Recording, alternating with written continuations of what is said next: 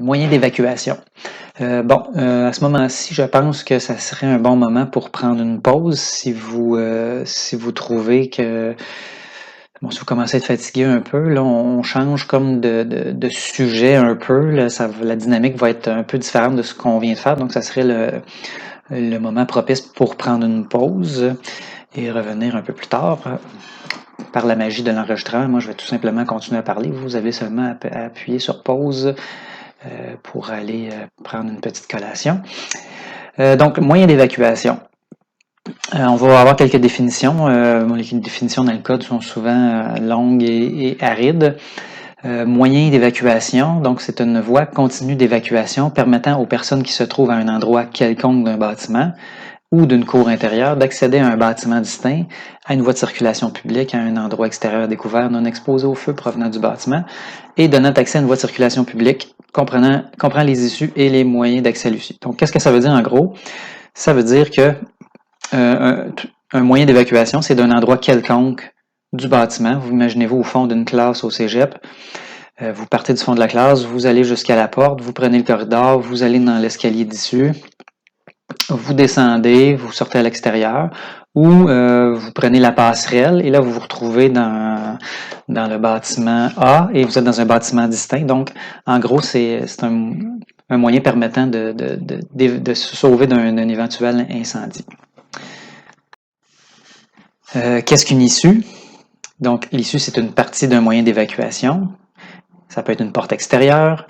Ça permet de quitter l'aire de plancher qui te dessert vers un bâtiment distinct, une voie de circulation publique, etc. Donc, je ne vais pas tout répéter ce que j'ai déjà dit, mais ça sert en gros à se sauver encore une fois du feu. Donc, il y a plusieurs éléments comme ça, moyens d'évacuation issus.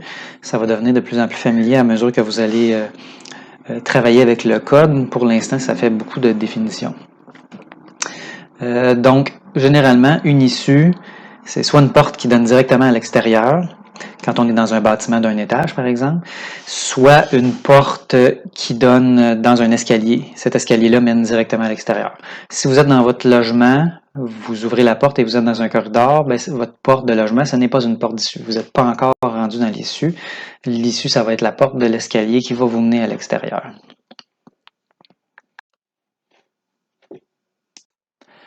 Mouvement des portes d'issue. Donc, une porte d'issue doit pivoter sur un axe vertical. Donc, on a une porte avec des charnières d'un côté et elle pivote sur une porte verticale. On ne peut pas avoir une porte coulissante. On ne peut pas avoir une porte tournante, sauf, bon, il y a des exceptions dans le code qui existent, mais en gros, c'est une porte qui pivote sur un axe vertical. Sens d'ouverture, les portes, sauf s'ils desservent juste un logement, les portes d'issue doivent pivoter dans la direction de l'issue. Donc, on veut être en mesure de pousser sur la porte pour sortir. La raison à cela, encore une fois, je reviens à la première séance sur l'introduction à la réglementation bâtiment. Dans les incendies qui ont causé beaucoup de morts, il y en avait qui avaient des portes qui ouvraient vers l'intérieur. Donc, qu'est-ce qui se passe lorsqu'il y a un mouvement de panique? Tout le monde pousse sur tout le monde pour arriver à la porte. Et ce qui arrive, c'est que les premières personnes qui arrivent à la porte se font bousculer par celles en arrière et personne n'est capable d'ouvrir la porte. Donc, les premiers arrivés essaient de tirer sur la porte, mais se font pousser dans le dos et donc la porte ne s'ouvre pas. En faisant une porte qui pivote vers l'extérieur, qu'est-ce qui va arriver? C'est que le mouvement de panique va tout simplement faire ouvrir la porte ouvre vers l'extérieur et tout le monde arrive à sortir. Moyen d'évacuation, signalisation d'issue. Dans l'ancien temps, ce qui est assez récent quand même, on avait des panneaux de sortie, donc panneaux rouges écrits sortie comme ça. C'est un petit peu confondant parce que en fait, les issues étaient signalées par une porte qui disait sortie. Donc dans le cas du bâtiment, on a des portes de sortie. Je vous parlais tantôt de la porte de votre logement qui mène dans un corridor, ça c'est une porte de sortie. Les portes des locaux de classe, c'est des portes de sortie. mais eux autres n'étaient pas signalés par une enseigne sortie, et les portes qui étaient des portes d'issue, eux autres, au lieu d'être écrit issue, c'était écrit sortie. Donc, c'est un petit peu mélangeant. En plus, on a un problème, par exemple, avec les gens qui sont soit analphabètes, qui sont pas capables de lire qu'est-ce qui est écrit, ou des gens tout simplement qui viennent d'un autre pays, qui parlent une autre langue, donc qui comprennent pas qu'est-ce qui est écrit sur le sigle. Donc, dans le nouveau code, le code qui est 2010, qui a été adopté en 2015, on a adopté plutôt le petit bonhomme vert que vous voyez en haut. Donc ça, c'est un symbole international. De plus en plus de pays l'adoptent. En Europe, ça fait longtemps que c'est ce petit sigle-là, donc ça devient un pictogramme international qui est compris par tout le monde. Paraîtrait-il que également la couleur verte est plus facile à voir dans la fumée que la couleur rouge. La couleur rouge fait tout simplement un gros halo rouge aveuglant, tandis que la lumière verte va être plus facile à distinguer. Est-ce une porte d'issue ou est-ce une porte de sortie? Ici, on a des petits schémas pour vous aider à comprendre. Donc, dans le premier cas ici à gauche, on a une suite qui est donc isolée. On a un bâtiment qui donne à l'extérieur sur tous ses côtés. Et on a une porte extérieure. On est au premier étage, donc on donne directement de niveau avec le sol. Donc, point A, c'est notre distance de parcours à l'issue et donc notre moyen d'évacuation. Et on arrive directement à la porte B, qui est une porte d'issue. On est directement à l'extérieur, on est déjà à l'abri de l'incendie. Dans le cas à droite, c'est un petit peu plus compliqué. On voit qu'il y a des escaliers à chaque extrémité en vert. Ce sont ces escaliers-là qui sont les issues. Là, on comprend qu'on n'est pas au niveau du sol, on est à un étage et donc, lorsqu'on est dans un étage, on a un niveau de difficulté supplémentaire pour sortir. Ici, on a une suite. Imaginez que c'est votre logement. Donc, vous avez votre logement à cet endroit-là. Point A au point B, vous arrivez à la porte de sortie. Donc, la porte de sortie de votre logement. Vous n'êtes pas directement à l'extérieur, vous n'êtes pas à l'abri de l'incendie encore. Vous êtes dans donc le corridor jaune, qui est un corridor commun. À partir de là, vous pouvez vous diriger dans un sens ou dans l'autre. Vous avez une issue à chaque extrémité. J'en ai parlé dans le premier cours sur le code, des recommandations qui ont été faites suite à des incendies. Lorsqu'on est à un étage, il faut pouvoir évacuer par deux issues et situées dans deux directions différentes. Comme ça, s'il y a une issue qui devient inaccessible à cause d'un incendie, on en a un deuxième qui nous permet d'évacuer. Donc, porte de sortie donne sur un corridor. Le corridor nous amène à l'issue, qui est l'escalier dans ce cas-ci. Donc, l'escalier, c'est considéré comme une issue. Même si on n'est pas encore directement à l'extérieur, les issues sont conçues de cette manière-là que lorsqu'on a réussi à atteindre cette cage d'escalier-là, on peut quasiment être considéré comme à l'extérieur. Donc, il nous reste à descendre l'escalier et à prendre la porte de sortie qui va nous mener à l'extérieur. Donc, c'est important d'être capable de distinguer ce qu'est un accès à l'issue et ce qu'est une issue. En gros, l'issue, bon, je vous l'ai expliqué, on est à l'extérieur, on est sorti d'affaires, on est à l'abri du bâtiment ou on est dans la cage d'escalier. L'accès à l'issue, ben, c'est le parcours qui nous permet de nous rendre jusqu'à l'issue. Donc, ça dit situé dans une aire de plancher. Une aire de plancher, qu'est-ce que c'est? En gros, c'est un étage. Donc, ça nous permet de quitter l'étage, de parcourir l'étage, c'est-à-dire pour nous rendre jusqu'à l'issue. Petit schéma pour aider à comprendre. Donc, vous voyez ici, je reprends un peu le schéma qu'on a vu de 2 diapos plus tôt. On a notre suite. Imaginez votre logement. Donc, on a une résistance au feu tout le tour qui nous protège. On a une porte avec un degré par flamme et un ferme-porte, parce que c'est une ouverture dans une séparation coupe-feu. Donc, notre accès à l'issue, c'est le parcours la distance qu'on va devoir parcourir jusqu'à la porte de sortie de notre suite et ensuite dans le corridor jusqu'à atteindre l'issue. Donc ici, dans ce cas-ci, c'est une cage d'escalier. Pourquoi est-ce que c'est important de distinguer l'issue du moyen d'accès à l'issue? C'est parce que le moyen d'accès à l'issue, faut comprendre que lorsqu'on est en train de parcourir cette distance-là, on est en danger. Le bâtiment est pas en temps normal, là, quand vous vous levez le matin puis qu'il n'y a pas d'incendie dans le bâtiment, puis vous en allez au cégep ou aller travailler, vous n'êtes pas en danger. Mais quand il y a un incendie, chaque pas que vous faites, donc retarde votre sortie. En fait, chaque pas vous prend du temps pour évacuer le bâtiment et chaque seconde que vous passez dans un bâtiment pendant un incendie augmente vos risques d'être blessé ou pire. C'est pas des farces lorsque les pompiers nous disent quand il y a un incendie, on laisse nos affaires là et on se sauve. C'est vraiment une question de secondes dans certains cas avant que notre vie soit en danger. Donc, pourquoi est-ce que c'est important de distinguer issue et accès à l'issue? C'est que un peu plus tard dans le diaporama, vous allez voir, là, il va falloir calculer nos distances de parcours. Donc, le code va limiter cette distance-là, va dire quand on est dans un bâtiment, de tout point du bâtiment jusqu'à l'issue, on ne peut pas parcourir plus que X mètres. Séparation coupe-feu des issues. Donc, lorsque l'issue est une porte extérieure, il n'y a pas besoin de séparation coupe-feu. On ouvre la porte, on est à l'extérieur. Le feu arrive de l'intérieur du bâtiment, il n'y a pas vraiment de danger que le feu se répande à l'extérieur. Mais lorsque on est à un étage et que notre issue, c'est la cage d'escalier, bien, pour qu'on soit en sécurité, dès qu'on arrive dans la cage d'escalier, ça prend une séparation coupe-feu. Donc, l'issue a une séparation coupe-feu. C'est une cage protégée contre l'incendie avec des portes qui ont des degrés par flamme et des ferme-portes. Donc, vous voyez ici sur l'image à droite en rouge, on voit l'illustration de la séparation coupe-feu.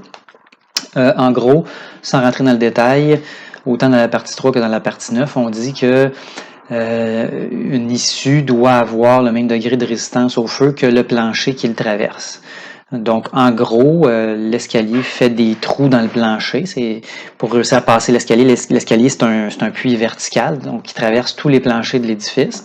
Vous vous rappelez que les planchers ont des résistances au feu exigées. Donc, qu'est-ce qu'on dit? C'est que c'est comme si les murs de la cage d'escalier, en fait, étaient le plancher qui se retournait, qui s'en allait à la verticale pendant un certain temps. Donc, on dit, il doit avoir la même résistance au feu que le plancher qu'il traverse.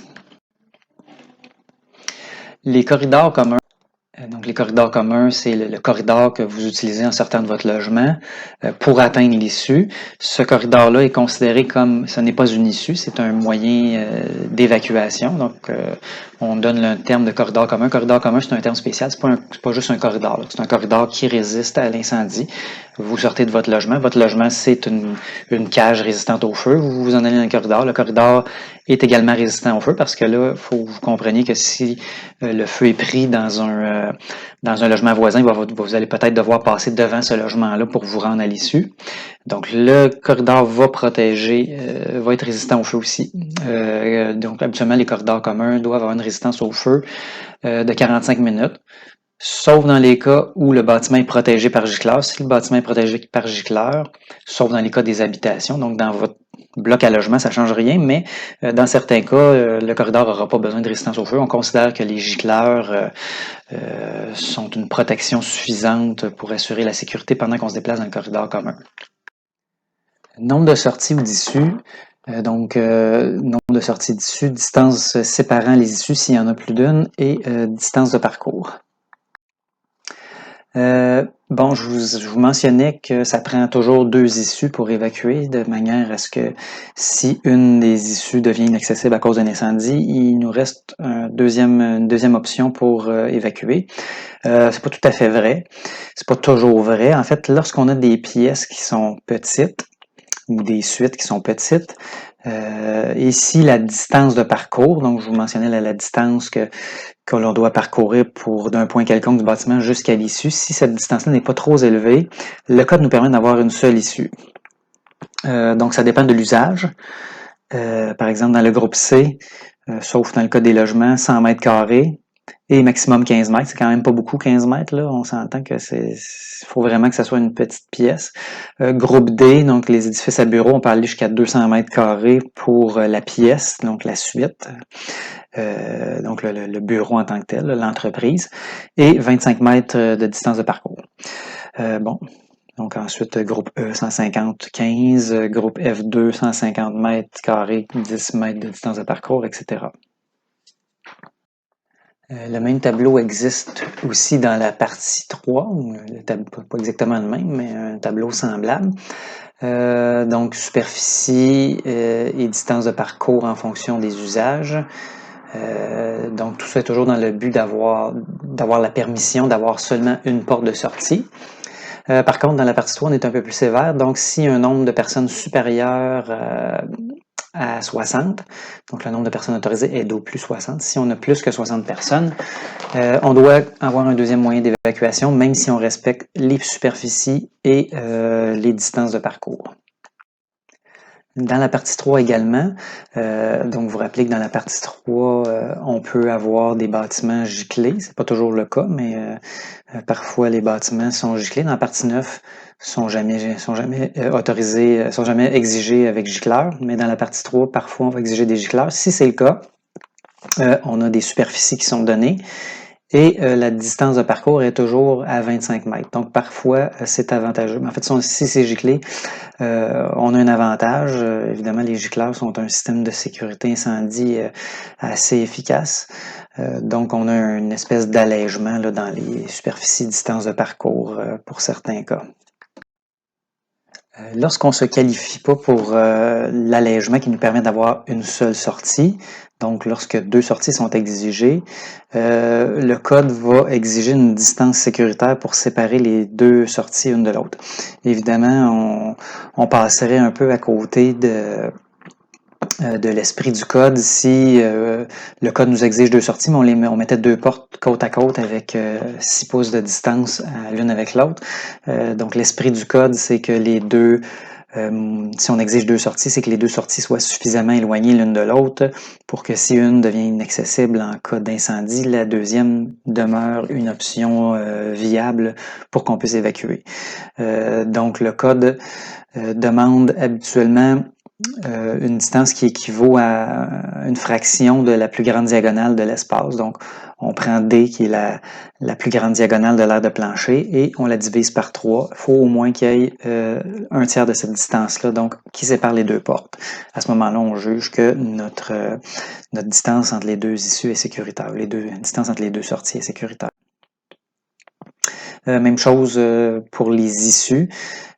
Donc, on s'imagine encore une fois un édifice à logement. Donc, imaginez des unités au pourtour du schéma qu'on voit ici à l'écran. On a un corridor commun qui mène vers 2 issues. Et donc, encore une fois, on passerait à côté de l'esprit du code si on mettait les 2 portes d'issue une à côté de l'autre. Donc, on a besoin de 2 issues, oui, mais on demande une distance. Ici, on voit encore la plus grande diagonale de notre bâtiment. Dans ce cas-ci, entre les issues, c'est la moitié de la plus grande diagonale. Donc, une certaine distance est exigée entre les 2 issues pour s'assurer en fait, on soit capable d'échapper à l'incendie si une des 2 issues devient inaccessible. On sait maintenant que la distance de parcours désigne la distance qu'il faut parcourir d'un point quelconque d'une aire de plancher pour atteindre une issue. Petite nuance, cependant, en fait, ce n'est pas une petite nuance, c'est une nuance très importante. On ne doit pas mesurer la distance de parcours en ligne droite. Les gens qui doivent évacuer en cas d'incendie ne pourront pas s'envoler en ligne droite par-dessus les meubles pour se rendre jusqu'à l'issue ou la sortie. Il faut donc prévoir le parcours réel pour se rendre jusqu'à l'issue. Par exemple, si vous concevez un édifice à bureau, vous placez les postes de travail, vous allez déterminer avec les tableaux vus précédemment, vous allez déterminer la distance de parcours maximale pour se déplacer vers notre issue. Et à ce moment-là, vous allez faire votre aménagement et plusieurs fois pendant votre processus de disposition des meubles dans l'espace, vous allez devoir vérifier votre distance de parcours. La manière la plus efficace de faire ça, c'est d'utiliser la commande polyligne dans AutoCAD. Donc, vous vous rappelez, c'est une ligne faite de plusieurs segments, une ligne brisée faite de plusieurs segments, mais qui est toute la ligne est continue et solidaire. Donc, quand vous allez cliquer sur la ligne, après ça, dans les paramètres d'AutoCAD, vous pouvez voir, propriétés d'AutoCAD, pardon, vous allez pouvoir voir la longueur de cette ligne-là, donc la longueur de votre distance de parcours.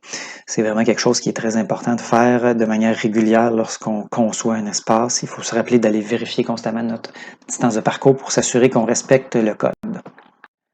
Donc, on vient de parler des distances de parcours pour se rendre à la sortie. Maintenant, les distances de parcours pour se rendre à l'issue, c'est un petit peu le même principe. Si un bâtiment comporte qu'une suite qui est relativement petit, il est possible qu'une seule issue soit requise. Les tableaux pour déterminer sont vraiment identiques aux tableaux pour les sorties. En fait, ce sont les mêmes tableaux qui ont été reproduits à deux endroits différents dans le code. Distance à l'issue, partie 3, partie 9. Pour les aires de plancher plus vastes, le code va exiger toujours au moins 2 issues. Je vous expliquais dans le premier cours le pourquoi du comment. Ces issues doivent être positionnées de manière à limiter la distance de parcours à 25 mètres pour les usages F1, 40 pour les usages D, 45 pour un usage qui est protégé par gicleur, 105 pour les centres commerciaux, 60 pour les garages de stationnement, 30 dans tous les autres cas.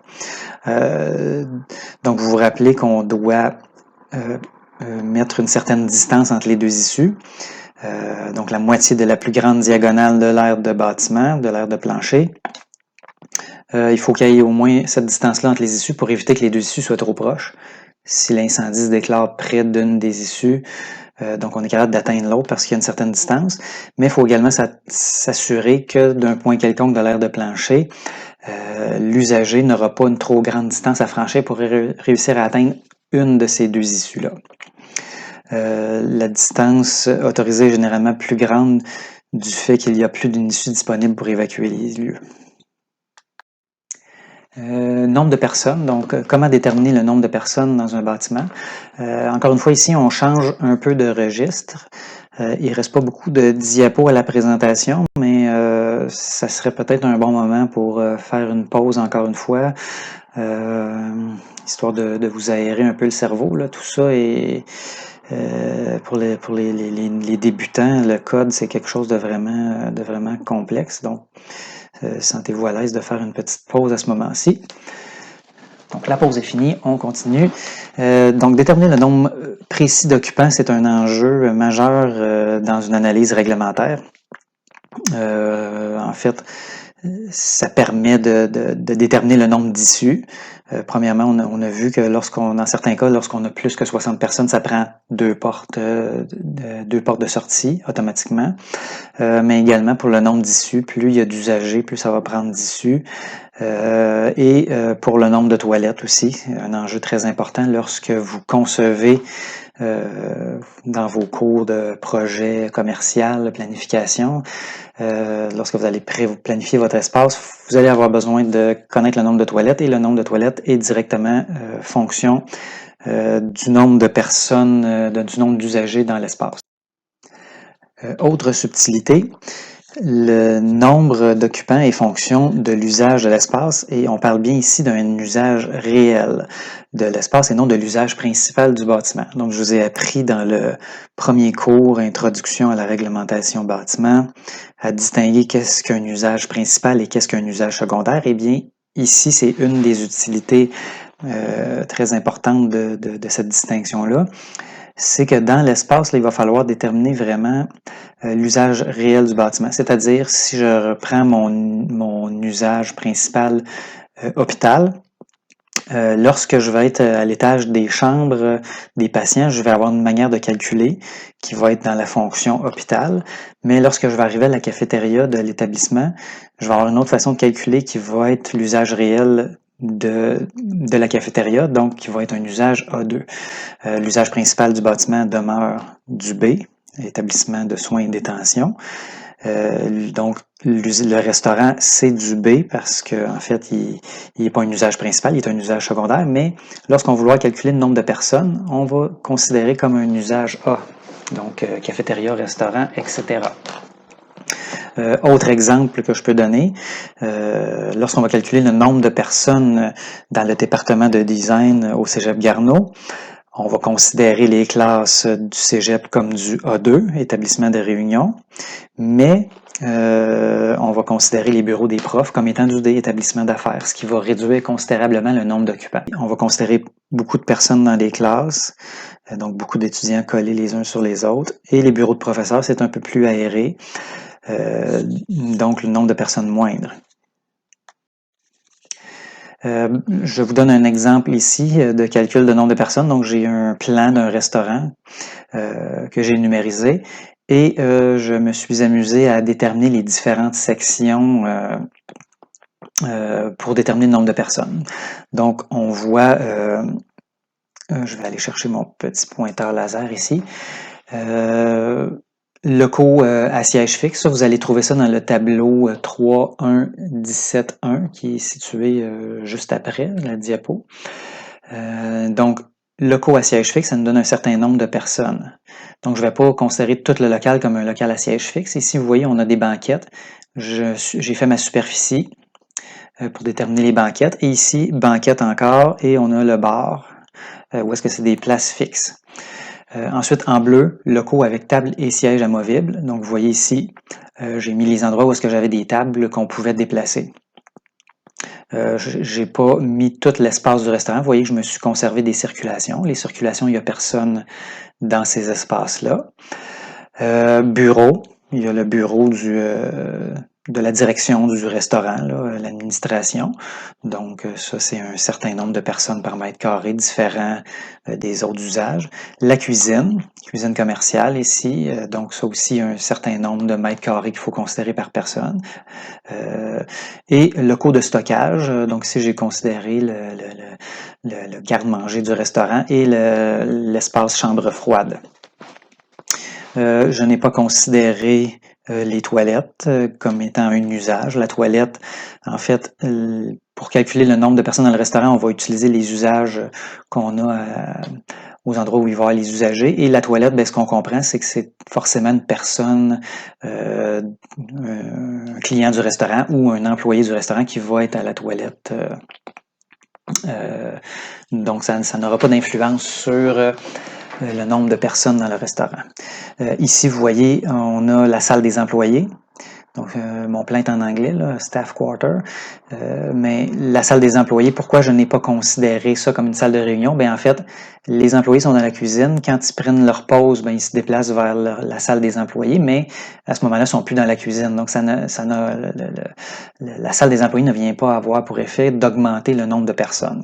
Donc, c'est le type de réflexion qu'il faut faire lorsqu'on va faire un aménagement, par exemple, pour un restaurant ou peu importe l'usage, on va pas forcément prendre l'aire de toute la pièce et calculer un seul usage, un seul nombre de personnes pour l'usage. Ça aurait pour effet d'être trop contraignant. On se ramasserait avec un trop grand nombre de personnes et on aurait besoin de trop d'issues, des moyens trop sévères. Donc, on va rationaliser pour avoir un nombre de personnes qui est le plus juste possible. Le tableau dont je vous parlais, 3.1.17.1, nombre de personnes. Donc, dans ce tableau-là, vous allez retrouver différentes des indices sur le nombre de mètres carrés que ça prend par occupant. Par exemple, vous voyez le premier, là, les couleurs sont en accord avec le plan qu'on vient de passer. Locaux à siège fixe, vous voyez, il y a un petit 1 qui est indiqué ici. Pourquoi est-ce qu'on ne donne pas un nombre de personnes? En fait, c'est le nombre de sièges fixes. Vous avez au bar, vous avez 15 places, ça fait 15. On n'a pas besoin de faire de calcul scientifique pour trouver le nombre de personnes. Locaux avec table et siège amovible, à ce moment-là, on va calculer notre surface. Donc, dans AutoCAD, vous faites un rectangle ou une polyligne autour de votre zone. Vous allez voir le nombre de mètres carrés que vous avez et vous divisez par 0.95. Donc, ça va vous donner une surface en mètres carrés par occupant. En fait, ça va vous donner un nombre d'occupants en faisant la surface réelle divisée par le nombre de la surface par occupant. Page suivante. Encore une fois, bureau. Ici, vous avez 9.30 mètres carrés par occupant. Les cuisines, 9.30 aussi, pareil comme le bureau. Locaux de stockage, 46 mètres carrés par occupant. Donc, on s'entend que dans un local de stockage, il n'y a pas beaucoup de monde. Donc, une personne qui va aller là 2-3 fois par jour pour aller chercher les provisions, mais il n'y aura pas forcément beaucoup de monde en même temps. Logement, vous voyez, c'est un petit chiffre qui est indiqué pour les logements. Pourquoi? Ça réfère à une note en bas de page et ça dit, dans le cas des habitations, on ne calcule pas notre nombre d'habitants avec la superficie de l'habitation, on calcule tout simplement 2 personnes par chambre. Donc, 2 personnes par chambre, peu importe si c'est vrai ou non. Donc, si on a une maison avec une chambre des maîtres et 2 chambres, donc on a on a 2 parents et 2 enfants, chaque enfant a sa chambre, on va considérer quand même que c'est 6 personnes, c'est-à-dire 2 personnes par chambre fois 3 chambres. Donc, même dans une famille de 4, où ce que les 2 enfants ont chacun leur chambre, on considère que c'est une maison pour 6 personnes. Maintenant, pour calculer le nombre de toilettes, la section 3.7, c'est les mêmes sections 3.7 pour les bâtiments de la partie 9. Donc, on va utiliser le même tableau dans les deux cas. Une fois le nombre d'occupants qui a été établi avec les méthodes que je viens de vous expliquer, on va déterminer le nombre de WC requis. Ici, il y a un « attention » avec un gros point d'exclamation. Les gens se font toujours prendre avec ça. C'est une bonne question d'examen. Je suis sûr que je vais vous attraper avec ça. La première colonne indique le nombre de personnes de chaque sexe, considérant que dans la société, il y a 50% d'hommes, 50% de femmes. Donc, lorsque vous avez trouvé votre nombre de personnes, avant d'aller consulter le tableau que je vous montre ici, il faut toujours diviser par 2. Donc, vous trouvez le nombre total d'occupants, on assume qu'il y a autant d'hommes que de femmes, on divise par 2. Et donc, à ce moment-là, si j'ai calculé 100 personnes dans mon restaurant, donc vous voyez ici 100, je divise par 2. Donc, je me retrouve avec 50 personnes de chaque sexe. 50 personnes de chaque sexe, ça me prend une toilette pour hommes et 2 toilettes pour les femmes. Donc ici, c'est très important, c'est pour les établissements de réunion. Si vous allez dans la section, là j'ai fait l'établissement de réunion parce qu'on prenait comme exemple un restaurant et le restaurant, c'est un établissement de réunion, mais vous allez voir en allant vous promener dans le code, à la section 3.7, il y a plusieurs tableaux qui existent pour déterminer les toilettes. Il y en a par exemple pour les établissements industriels. Donc on a vu qu'un établissement industriel, il y avait beaucoup moins d'occupants. À ce moment-là, ça prend beaucoup moins de toilettes. Donc c'est très important de ne pas se tromper de tableau lorsque on fait notre analyse de code. Et bon, j'en profite pour vous répéter encore, faites attention de bien diviser votre nombre de personnes par 2, c'est bien pas le nombre de personnes totales, mais le nombre de personnes de chaque sexe. Donc voilà qui complète pour la deuxième partie du cours sur la réglementation bâtiment.